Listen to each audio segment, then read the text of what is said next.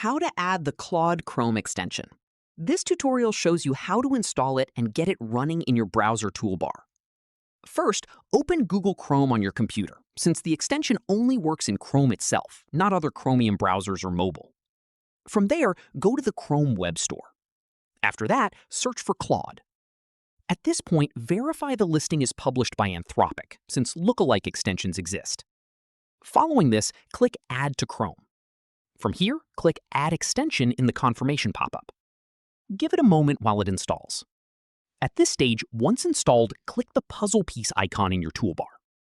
Following this, click the thumbtack next to Claude to pin it directly to your toolbar. From here, click the Claude icon.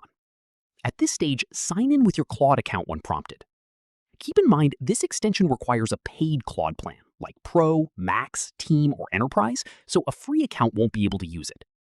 Following this, grant the permissions it requests, since Claude needs these to read and interact with your browser tabs. Once granted, the Claude icon stays in your toolbar, and clicking it opens Claude in a side panel that stays visible while you browse. That's how you add the Claude Chrome extension. If this helped, drop a like, subscribe for more tutorials, and hit the bell so you don't miss the next one. Catch you then.